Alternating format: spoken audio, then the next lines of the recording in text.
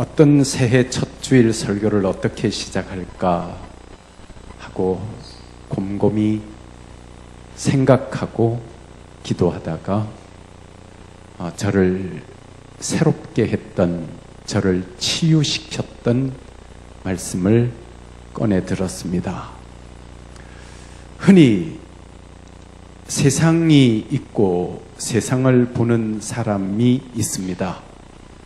그런데 예를 들어서 사랑에 빠져 있고 아주 행복에 젖어 있는 사람은 이 세상을 볼 때 아름답게 보고 행복하게 봅니다.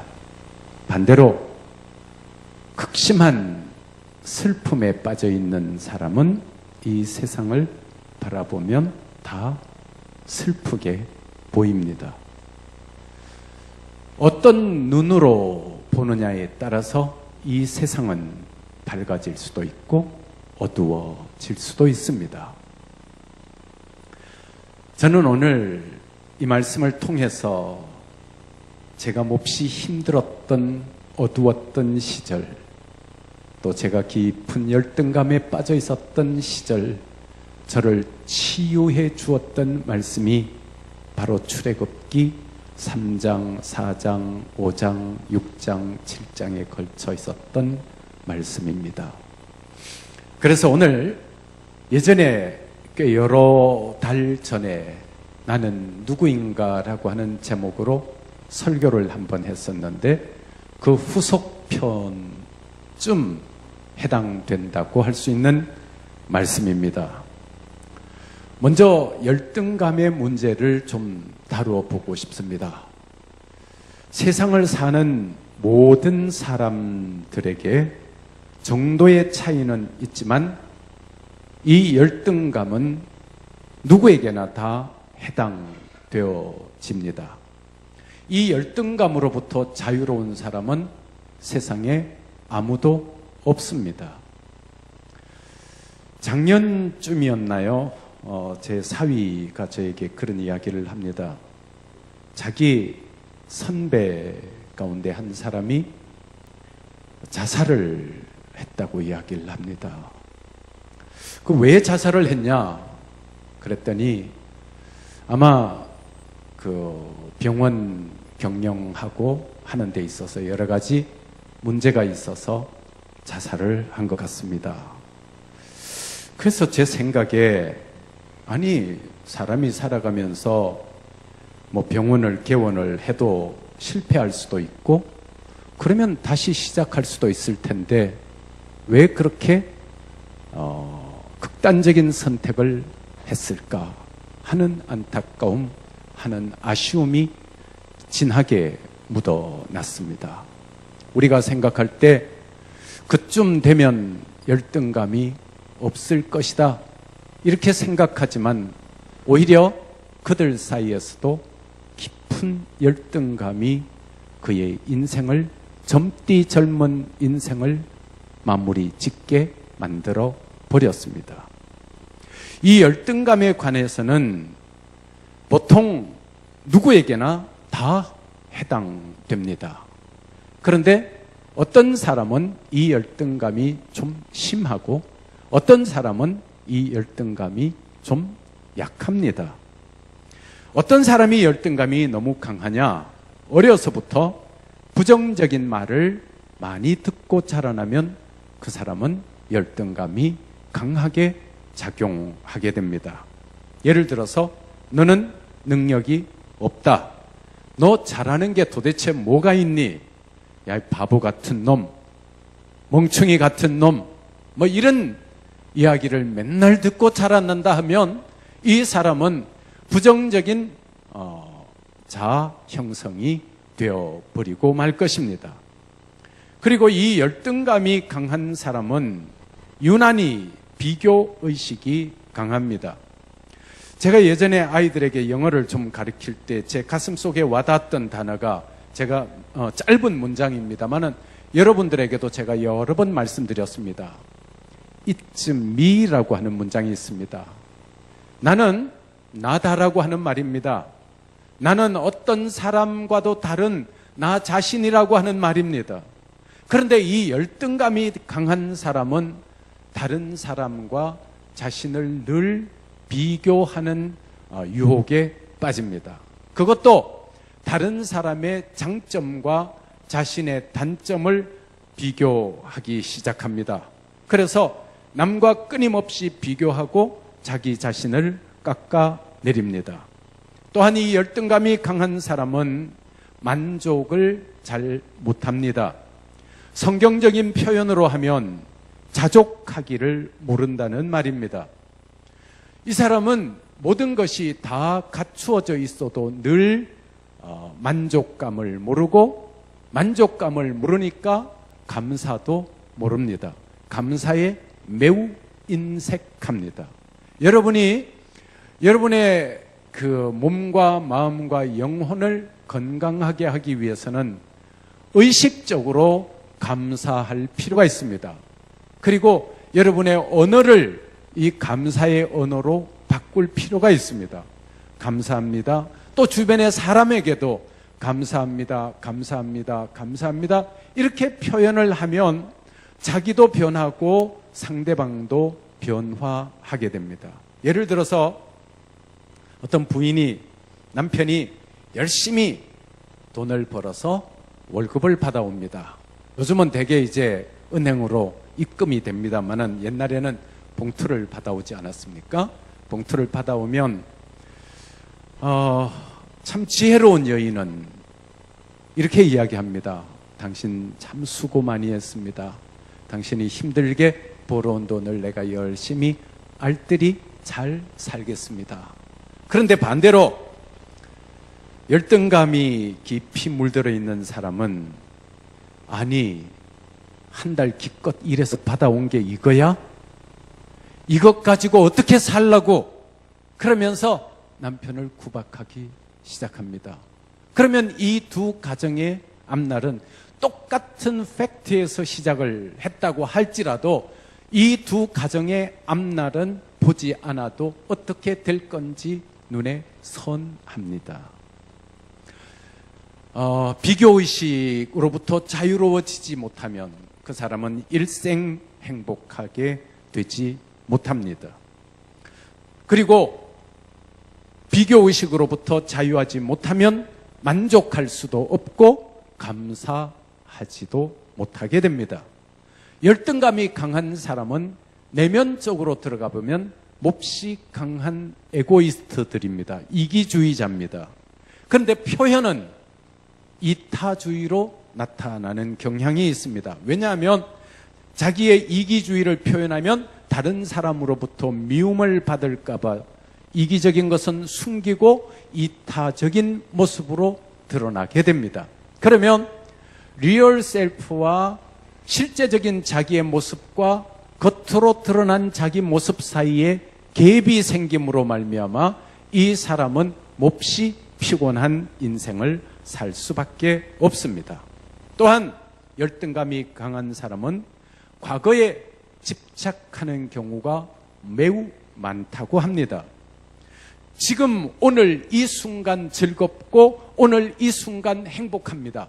그럼에도 불구하고 이 사람은 활짝 웃지를 못합니다. 왜? 과거의 어떤 아픈 기억에 노예처럼 매여 있기 때문에 그렇습니다. 여러분, 제가 여러분들에게 자주 쓰는 표현이 있습니다. 과거는 흘러갔다. 과거는 흘러갔다. 과거에 매이지 말기를 바랍니다. 할렐루야. 과거에 매인 사람은 절대로 행복한 삶을 살 수가 없습니다. 과거에 아팠던 기억, 과거에 고생했던 기억. 여러분, 과거에 고생 안 한 사람 누가 있어요? 과거에 실패 한 번쯤 안 해본 사람 누가 있어요? 그런데 이 열등감이 강한 사람은 그 과거의 실패, 과거의 고생, 과거에 자기 혼자 고생한 것처럼 이야기합니다. 과거에 어떤 좌절했던 것, 거기에 매여서 오늘 이 순간을 즐거워하지 못합니다. 기뻐하지 못합니다. 그래서 하나님께서 말씀을 통해서 항상 기뻐하라, 쉬지 말고 기도하라, 범사에 감사하라, 이는 그리스도 예수 안에서 너희를 향하신 하나님의 뜻이니라. 과거로부터 미련을 끊으라는 거예요. 오늘 이 순간 기뻐하고, 오늘 이 순간 감사하고, 오늘 이 순간 즐거워하라. 할렐루야. 그런데 이 열등감이 강한 사람은 이 과거의 무엇인가에 끌려서 노예처럼 살아갑니다. 오늘 이 순간이 좋습니다. 그런데도 활짝 웃지를 못합니다. 이 사람은 늘 얼굴에 그늘이 있습니다. 그게 왜 그러냐? 그 열등감이 그 속에 깊이 자리 잡고 있기 때문에 그렇습니다. 그리고 이 열등감이 강한 사람은 공격적이 됩니다. 요즘 기업의 회장들이 아주 몹시 공격적인 모습을 드러냅니다. 그런데 제가 이제 이렇게 목사로서 보면 좀 안타까워요. 많은 것을 가졌을는지는 몰라도, 사회적인 어떤 포지션이 회장이라고 하는 직위를 가졌을는지는 몰라도 그 마음속에 샬롬이 없는 거예요. 그 마음속에 평안이 없는 거예요. 그 마음속이 해피하지 못한 거예요. 아주 공격적이 됩니다. 얼마나 불쌍한 사람이에요. 그리고 또 한 가지, 이 열등감에 깊이 물든 사람은 다른 사람을 칭찬하는데 아주 인색합니다. 근데 성경에 보면 다른 사람을 자기보다 어떻게 여기라 그랬죠? 낮게 여기라. 여러분, 금년도에는 여러분들이 다른 사람을 자기보다 낮게 여기시기를 바랍니다. 그리고 다른 사람에게 자꾸 칭찬하세요. 열등감에 빠지게 되면 의기소침해지고 스스로에게 부정적입니다. 그리고 좋은 게 없습니다. 아무리 좋아도 기뻐하질 못합니다. 그냥 그렇지 뭐, 그러고 맙니다. 얼마나 비참한 인생입니까? 얼마나 불쌍한 인생입니까? 하버드 대학의 에버트 로웰 교수라고 하는 사람이 어느 날 학생들에게 아주 인상적인 강의를 했습니다. 그날은 이 교수님이 진도를 안 나가고 책도 안 가져오고 교재도 안 가져오고 빈손으로 들어와서 학생들에게 이렇게 이야기를 합니다. 여러분 중에는 어떤 상황에서도 밝은 빛을 보며 최선을 다해 살아서 행복한 삶을 사는 사람이 있습니다. 그런가 하면 언제나 비관적인 생각을 끌어안고 불행하게 일생을 사는 사람도 있습니다. 여러분, 누가 한 말하고 비슷해요? 모르죠? 제가 이 말을 얼마나 많이 했게요. 어떤 사람은 항상 밝은 면을 보고 기뻐하는 사람이 있는가 하면 어떤 사람은 항상 어두운 면을 보고 어둡게 산다 그랬잖아요. 제가 이렇게 들고 이야기한 적이 한 100번은 될 것 같아요. 어떤 사람은 항상 밝게 생각하고 어떤 사람은 항상 어둡게 생각합니다. 이 하버드 대학 로웰 교수가 제가 했던 말을 들었는지 이렇게 똑같이 비슷한 뉘앙스로 사용했죠? 이 사람이 또 계속 이렇게 이야기합니다. 이들의 인생이 완전히 다른 이유는 자기의 마음 때문입니다. 마음 속에 다른 것을 가지고 있기 때문입니다. 마음속이 밝은 사람은 밝게 삽니다. 마음속이 어두운 사람은 어두운 삶을 삽니다. 마음이 밝은 사람은 행복한 삶을 삽니다. 마음이 어두운 사람은 불행한 삶을 삽니다. 열등감에 젖어 있는 사람은 다른 사람의 장점과 자신의 단점을 비교한다고 했죠. 그리고 자신이 못났다고 생각합니다. 그러면 자신에 대한 올바른 인식이 여러분의 인생을 바꾸어 놓습니다. 원래 저는 열등감에 깊이 물들었던 사람입니다. 그런데 신앙생활을 하면서 성경을 통해서 저 스스로가 인생이 바뀌었고 치유함을 받았습니다. 그래서 저를 치유했던 말씀을 2019년 새해 첫 주일에 우리가 함께 생각하고 우리가 밝게 살았으면 좋겠다, 행복했으면 좋겠다 하는 말씀으로 본문의 말씀을 꺼내 들었습니다. 오늘 이 본문에 나타난 위대한 걸출한 지도자 모세라고 하는 사람의 이야기를 여러분들에게 하려고 합니다. 이 모세라고 하는 사람은 원래 히브리인으로 태어났지만 나일 강가에 버려졌다가 바로의 공주에게 발견되어서 애굽의 왕자로 살아가게 됩니다. 애굽의 왕자로 40년 동안 궁중에서 무엇 하나 부족함이 없는 완벽한 환경 속에서 고귀하게 자라게 됩니다. 그런데 이 모세는 자기가 히브리인이라고 하는 사실을 어머니로부터 어려서부터 깨달았습니다. 그리고 나서 자기가 옳은 일을 한다고 해서 히브리 사람과 애굽 사람의 분쟁의 현장에 끼어들어서 애굽 사람을 쳐 죽이게 됩니다. 그러니까 사람들이 모세에게 비난의 화살을 돌립니다. 모세가 생각하면 이제는 내가 살인자구나, 이 사실이 바로에게 들어가면 나는 죽을 수도 있겠다라고 하는 두려움 속에서 도망자의 신세가 됩니다. 그래서 미디안 광야로 도망을 갑니다. 미디안 광야에서 도망을 가서 40년 동안 이도로에 양을 치면서 목자 생활을 합니다. 목동 생활을 합니다. 거기에서 이제 장가도 가고 지금까지의 삶과는 전혀 다른 정말 드라마틱한 변화가 일어났습니다. 왕자였던 사람이 지금은 목자가 되었습니다. 목동이 되었습니다. 광야에서 짐승들과 비슷한 삶을 삽니다.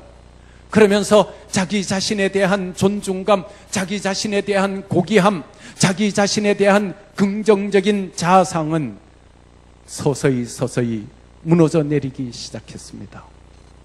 40년이 지난 어느 날, 어쩌면 하나님의 방법이었을 것입니다. 하나님께서 모세를 완전히 낮추고 난 다음에 사용하시기 원하셨던 것 같습니다. 어느 날 하나님께서 모세에게 나타나셨습니다. 출애굽기 3장 4절입니다. 4절에 보면 여호와께서 그가 보려고 돌이켜 오는 것을 보신지라 하나님이 떨기나무 가운데서 그를 불러 이르시되, 그 다음에요, 모세야 모세야 하심에 그가 이르되 내가 여기 있나이다.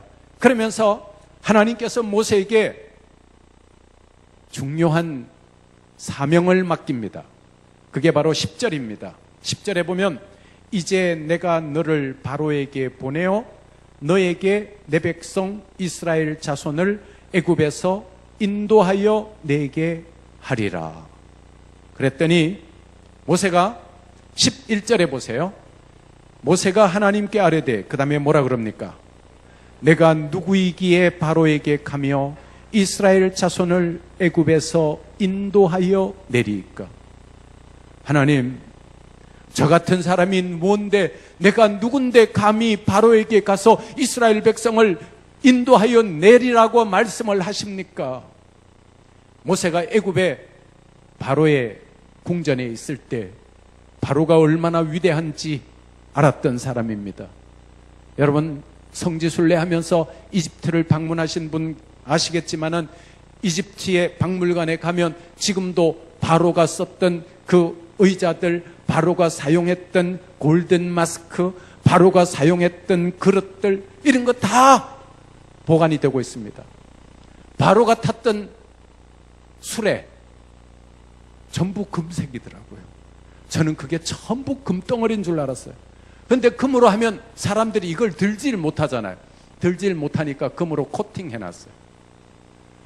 바로가 타던 의자, 앉던 의자, 타던 마차 전부 다 금으로 다 해놨습니다. 그리고 여러분이 잘 아시는 골든 마스크, 파라오상, 얼마나 거창합니까?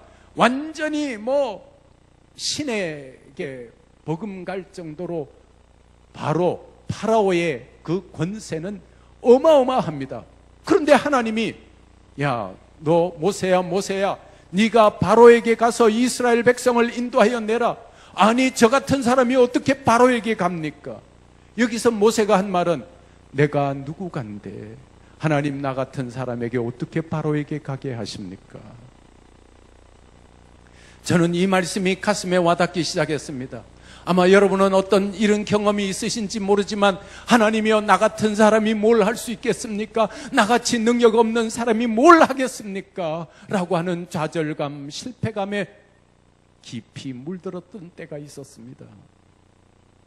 그때 하나님께서 모세에게 이렇게 이야기하십니다. 내가 12절에 하나님이 이르시되 내가 반드시 너와 함께 있으리라. 내가 그 백성을 애굽에서 인도하여 낸 후에 너희가 이 산에서 하나님을 섬기리라. 그랬더니 출애굽기 4장 1절에 가보세요. 모세가 대답하여 이르되, 뭐라고 그럽니까? 그러나 그들이 나를 믿지 아니하며 내 말을 듣지 아니하고 이르기를 여호와께서 내게 나타나지 아니하셨다 하리라. 하나님이여, 이스라엘 백성에게 가서 하나님이 나에게 이스라엘 백성을 인도하라 그랬다. 그러면 이스라엘 백성이 믿겠습니까? 네가 어떻게 하나님이 너에게 나타나셨냐고 말을 하면 내가 뭐라고 그러겠습니까? 하나님, 나 같은 사람이, 나는 그 이스라엘 백성을 인도할 수가 없습니다. 그랬더니 하나님께서 뭐라고 그러신가 하면 중요한 표적을 주십니다. 너 지금 너 손에 들고 있는 게 뭐냐? 예, 하나님, 저 지팡이 들고 있습니다. 지팡이 땅에 던져. 그랬더니 모세가 지팡이를 던졌습니다. 그랬더니 그 지팡이가 뭐로 변합니까? 뱀으로 변했습니다. 모세가 깜짝 놀라서 피했더니, 야, 꼬리를 다시 잡어. 모세가 그 뱀의 꼬리를 딱 잡았더니 다시 지팡이로 싹 변합니다. 얼마나 멋져요. 그러면 하나님, 저 가겠습니다. 이래야 되는 거 아니에요? 근데 모세는 뭐라 그런가 하면, 그래도 못 가겠습니다. 얼마나, 요즘 젊은 사람들이 쓰는 표현대로 얼마나 쩔인지 몰라요. 여러분, 쩔이란 말 아세요? 알아요? 그래도 3부가 2부보다 좀 낫네. 2부에는 쩔이 그러니까 아무도 모르더라고. 요새 젊은이들이 쓰는 단어예요. 쩔이래. 쩔이라는 게 이게 아주 형편없는 인간이란 말이에요. 모세가 얼마나 형편없었던데 그래도 하나님, 저 못 가겠습니다. 하나님께서 그러는 거예요. 모세야, 너 손을 내 품속에 넣어봐. 모세가 손을 품속에 넣었다가 손을 빼니까 손에 나병이 생겨서 손이 하얗게 변했습니다. 깜짝 놀랍니다. 다시 네 품속에 넣어봐라. 다시 품속에 넣었다가 빼니까 깨끗해집니다. 야, 내가 너와 함께 하잖아. 너 이스라엘 백성에게 가라. 그러면 하나님께서 이런 기적도 보여주시고 하나님이 나와 함께 하신다 그랬으면 이제는 그래요, 하나님 가겠습니다 하고 순종하면 얼마나 좋습니까? 그런데 이 모세가 너무너무 쩔이어서, 너무너무 열등감에 깊이 물들어서 모세가 하는 말을 우리 한번 계속 살펴보십시다. 모세가 뭐라 그랬느냐 하면 10절 말씀에, 출애굽기 4장 10절에 모세가 여호와께 아뢰되, 그 다음 뭐라 그래요? 오 주여, 나는 본래 말을 잘하지 못하는 자니이다. 주께서 그의 종에게 명령하신 후에도 역시 그러하니 나는 입이 뻣뻣하고 혀가 둔한 자입니다. 하나님, 이 지팡이가 뱀이 되고 또 뱀이 다시 지팡이가 변하고 내 손을 넣었더니 나병이 생겼다가 다시 손을 넣었더니 나병이 없어지고, 그래 하나님이 저와 함께 하는 것 알겠습니다. 그런데 하나님, 저 말을 잘 못해요. 하나님, 입이 뻣뻣합니다. 제가 혀가 둔합니다. 그러니까 참 하나님도 참 또 참아. 나 같으면 아이고 그래, 그러고 그냥 한방 뻥 차서 그냥 멀리 던져버렸으면 좋겠는데, 하나님께서는 뭐라고 그러시는가 하면, 또 거기에 대해서 뭐라고 말씀하시는가 하면, 그 다음 말씀을 한번 보자고요. 참 기가 막혀요.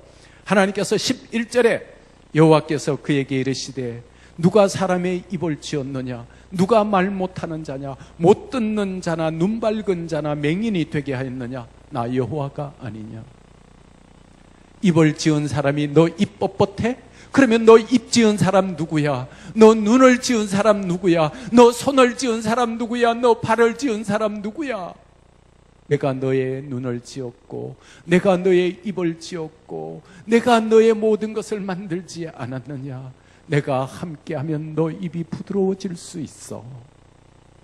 그런데 그러면 모세가 하나님 감사합니다. 그러면 이제 저 갈게요. 그래야 되잖아요. 그런데 모세 하는 말 한번, 모세 꼬라지를 한번 볼까요? 13절 우리 다 같이 시작. 모세가 이르되 오 주여 보낼 만한 사람을 보내소서. 그러면 자기는 안 가겠다는 거예요. 나는 보낼 만한 사람이 안 된다는 거예요. 나는 못났다는 거예요. 그런데 여러분, 역설적으로 저는 이 말씀이 저를 얼마나 새롭게 했는지 모릅니다. 왜냐하면 여러분은 이 성경을 보실 때 어떻게 보시는지 모르지만 저는 볼 때 이 성경이 꼭 저에게 하는 말씀 같았더라고요. 하나님, 나 같은 사람이 뭘 할 수 있겠습니까? 더구나 여러분들은 이해할 수 없는 아픔이 목사에게는 있습니다. 여러분, 목사가 쉬운 것 같아요? 어려운 것 같아요? 예, 어려울 수도 있고 또 쉽다고 생각하면 쉽고. 근데 저는 이 말씀이 너무 가슴에 와닿는 게 뭐냐 그러면 설교에 대한 부담이 굉장히 커요. 제가 옛날에 고등학교 교사할 때 그때는 교환 한 번 쓰면요 몇 주간 그거 가지고 해요. 1반에서 7반까지 있다 그러면 1반 들어가서 하는 강의안 똑같고 2반 들어가서 하는 강의안 똑같고 다 똑같아요. 그런데 설교는 제가 7주간 같은 설교 한번 해보면 어떨까? 에? 안 되지요? 저는 진짜 쉬운 게 가수라고 생각합니다. 가수는 쨍하고 했들날 이 노래 가지고 30년 울고 먹어. 앞에 섰다 그러면 그 노래 하는 거야. 물론 또 새 곡 만들지만 몇 년에 새 곡 한 번씩만 만들면 돼. 아유, 그런데 목사님은 이게 설교를 주일 낮 예배 설교하죠. 주일 오후는 또 부목사님들 하긴 하지만은 새벽 기도회 하죠. 수요일 날 하죠. 그다음 왜 이렇게 날짜가 그냥 금방금방 막 정신없이 가. 그러면 설교해야지, 설교해야지, 설교해야지, 설교. 어떤 목사님이 그러더라고요. 저한테 불면증이 있대요. 그래서 내가 왜 불면증이 있냐 그러니까 설교에 대한 압박이 너무 커가지고 자기는 뭐 잠을, 목사가 된 이후로 잠을 한번 제대로 발뻗고 자본 적이 없대. 왜? 그 목사님 주일날 딱 지나서 주일날부터 월요일까지는 좀 자유를 누리시죠 그랬더니 주일 설교 딱 끝나면 그 다음 주 설교 뭘 하나 생각하느라고 또 고민한대. 그래가지고 자기는 불면증이래. 근데 이 목사님이 은퇴하셨는데요, 은퇴하고 나니까 너무 좋대. 근데 가만히 생각해 보니까 아이고 저도 그런 거예요. 이게 모세가 하는 말이 하나님이여 제 입이 뻣뻣합니다. 나는 말을 잘 못합니다. 이게 제 마음하고 너무너무 똑같은 거예요. 여러분, 목사가 설교를요 어떤 책을 보고 그대로 하는 게 그게 설교겠습니까? 아니면 다른 사람 설교를 듣고 그대로 하는 게 설교겠습니까? 아니요. 설교를 통해서 내가 먼저 은혜를 받아야 되고, 내가 은혜를 받아야 그 다음에 누가 은혜를 받아요? 교인들이 은혜를 받고. 그러니까 목사가 먼저 말씀의 은혜를 받지 못하면, 목사가 말씀의 은혜를 받지 못하고 설교를 하면 교인들이 은혜 받을 가능성이 있어요? 없어요? 없어요. 없다니까. 그러니까 목사가 은혜를 받아야 교인이 은혜를 받는데, 하나님 제가 은혜를 받지 못하면 교인들이 은혜를 받지 못합니다. 하나님 내가 어떻게 할 수 있겠습니까? 저는 모세의 이 말이 너무너무 실감이 나는 거예요. 그런데 제가 이 말씀 속에서 위로를 받고 용기를 받았던 게 뭐냐 그러면 출애굽기 3장 12절로 돌아가 보십시다. 출애굽기 3장 12절에 다 같이 우리 한 목소리를 한번 읽어봅시다. 시작. 하나님이 이르시되 내가 반드시 너와 함께 있으리라. 할렐루야. 저는 이 말씀이 그렇게 그냥 힘이 되더라고요. 열등감에 깊이 물들어 있던 나에게 나는 아무것도 할 수 없다, 내가 뭘 할 수 있을까 하는 좌절감에 빠져 있을 때 출애굽기 3장 12절 말씀에 하나님이 내가 반드시 너와 함께 있으리라. 할렐루야. 하나님이 함께 하시면 문제는 달라집니다. 하나님이 함께 하시면 저와 여러분이 못났음에도 불구하고 하나님이 함께 하시면 저와 여러분의 문제는 해결됩니다. 아멘. 그리고요, 모세가 나는 입이 둔하고 입이 뻣뻣하고 말을 못합니다. 그랬더니 출애굽기 4장 12절에 기가 막힌 말씀을 또 하고 있어요. 하나님이 뭐라고 그러신가 하면 출애굽기 3장 12절에는 내가 반드시 너와 함께 하겠다 그래놓고 출애굽기 4장 12절에 가보면 하나님이 이제 가라. 그 다음에요, 내가 내 입과 함께 있어서 할 말을 가르치리라. 할렐루야. 더 이상 핑계 댈 게 있어요, 없어요? 하나님이 내가 반드시 너와 함께 하리라. 하나님 저 말 잘못하는데요, 내가 내 입과 함께 하리라. 할렐루야. 하나님께서 함께 하시겠대요. 여러분, 여러분의 약한 부분이 뭡니까? 여러분의 약점이 뭡니까? 하나님께서 여러분의 약한 부분 함께 하시겠대요. 할렐루야. 우리 한번 따라 하십시다. 하나님이 반드시 나와 함께 하신다. 하나님이 내 약한 부분과 함께 하신다. 할렐루야. 어느 날 성경을 읽어가다가 하나님, 모세도 저처럼 이렇게 힘들어했군요. 모세도 저처럼 이렇게 열등감 때문에 아파했군요. 하나님, 나는 할 수 없습니다. 내가 누군데, 내가 무엇이간데 그 거대한 바로에게 가겠습니까? 내가 누구간데 바로에게 가겠습니까? 그리고 백성들이 나를 하나님의 사람이라고 인정을 해주겠습니까? 하나님이 지팡이를 뱀으로 만들게 하고 손도 나 혼자 나병이 들었다가 낫게 해주시고 그렇게 보여주시고 난 다음에 하나님, 제 입술이 둔합니다. 내가 내 입과 함께 하리라. 아, 맞아. 하나님이 내 약한 몸과 한 몸을 사용하시는구나. 하나님이 내 약한 모든 부분도 하나님이 함께 하시면 할 수 있다, 없다? 할 수 있다. 할렐루야. 여러분, 2019년 누가 함께 하십니까? 다시 한번 입으로 시인할까요? 2019년도에 하나님이 반드시 나와 함께 하신다. 할렐루야. 하나님이 반드시 나와 함께 하신다고 말씀하십니다. 이 말씀이 저를 치유했습니다. 이 말씀이 저를 강단에 서게 했습니다. 이 말씀이 저를 용기 내어 설교하게 했습니다. 할렐루야. 하나님께서 반드시 내가 너와 함께 한대요. 그리고 말을 못한다 그랬더니 내가 내 입에도 함께 하겠대요. 얼마나 멋있는 하나님이에요. 우리 하나님이 이렇게 참을성이 많으시고 하나님 이렇게 못합니다 그래도 하나님이 버리지 아니하시고, 그래, 내가 너와 함께 할게, 내가 너를 도와줄게, 내가 반드시 너와 함께 할게, 내가 너의 입과 함께 할게. 그리고 난 다음에 하나님이 또 말씀하십니다. 그래, 너 혼자 힘들고 외로우니까 내가 아론을 너에게 붙여줄 테니까 아론이 너에게 대언자가 되리라 말씀합니다. 아론이 너에게 대언자가 되게 할 것이다. 그렇게 이야기를 하십니다. 사랑하는 성도 여러분, 우리가 살아가면서 내가 할 수 없다, 내가 못한다 하는 생각이 들 때 2019년도에 오늘 이 말씀을 생각하십시오. 하나님이 나와 함께 하시면 나는 할 수 있다. 하나님이 나와 함께 하시면, 모세 같은 사람도 하나님이 함께 하시니까 하나님께서 이스라엘 백성 가운데서, 인류 역사 가운데서 모세가 얼마나 위대한 리더가 되었고 얼마나 위대한 지도자가 되었습니까?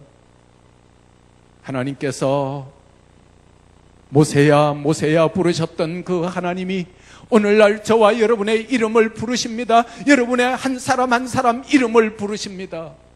저는 이 말씀 읽을 때 하나님이 제 이름을 부르시는 것으로 바꾸어 읽었습니다. 하나님이 여러분 한 사람 한 사람을 모세야 모세야 부르시던 하나님이 오늘 이 시간에 여기에 참여한 여러분 한 사람 한 사람의 이름을 부르십니다. 그리고 너 열등감에 없어 힘들어하고 있지.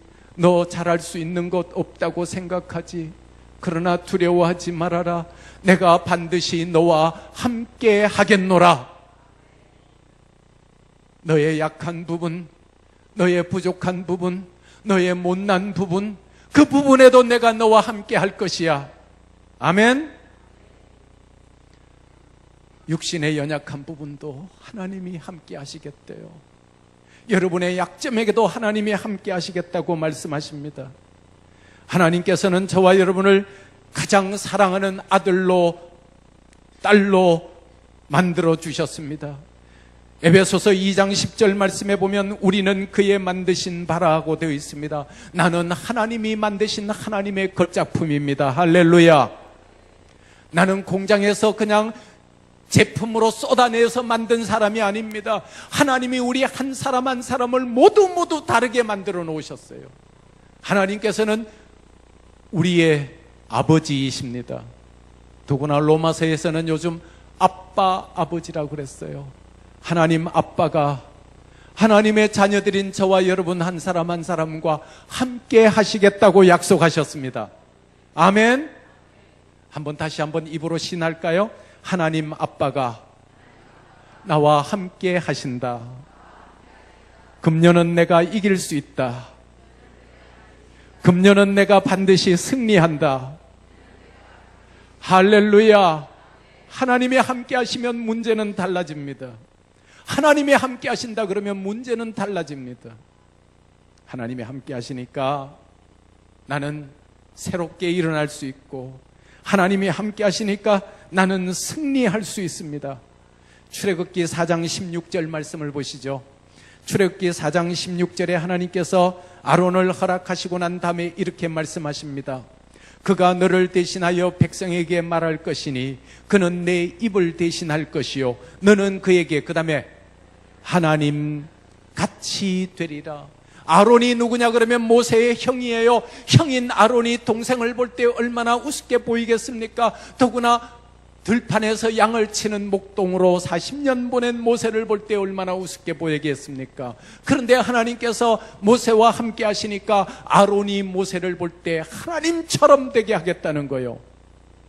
더구나 더 놀라운 사실이 있어요. 출애굽기 7장을 한번 넘어가 보세요. 제가 이 7장 보고 또 얼마나 은혜를 받았는지 몰라요. 출애굽기 7장에 보면 출애굽기 7장 1절에 우리 다 같이 시작. 여호와께서 모세에게 이르시되 볼지어다 내가 너를 바로에게 신같이 되게 하였은즉 내 형 아론은 내 대언자가 되리니. 아멘. 모세는 바로에 대한 열등감이 유난히 컸습니다. 바로의 권력, 바로의 능력, 바로의 힘, 이루 말할 수가 없습니다. 그런데 하나님께서 함께 하시면 바로에게 모세가 뭐같이 된다고 그랬어요? 신과 같은 존재가 되게 하리라. 할렐루야. 그래서 제가 이 말씀 붙잡고요 보면서 출애굽기 3장 12절 말씀, 출애굽기 4장 12절 말씀, 출애굽기 7장 1절 말씀 읽으면서 저를 치유했습니다. 하나님께서 반드시 나와 함께 하신다. 또 하나님께서 내가 약하다고 생각되는 그 부분도 내가 내 입과 함께 하리라. 야, 이거 성경에 내가 내 입과 함께 하리라, 이 말씀은 여기 처음이요. 하나님, 제가 손을 잘 못 씁니다. 그러면 하나님이 내가 내 손과 함께 하리라. 내가 발이 약합니다. 하나님이 내가 내 발과 함께 하리라. 할렐루야. 여러분의 약한 부분이 어디 있습니까? 하나님이 여러분의 약한 부분과 함께 하시겠대요. 함께 하시면 여러분은 바로에게 누구 같은 존재가 된다? 신과 같은 존재가 된다. 이긴다는 거예요? 진다는 거예요? 2019년 하나님이 저와 여러분과 함께 하십니다. 하나님이 함께 하시면 우리는 약한 부분에서 다시 일어날 수 있습니다. 다시 새롭게 시작할 수 있습니다. 반드시 승리합니다.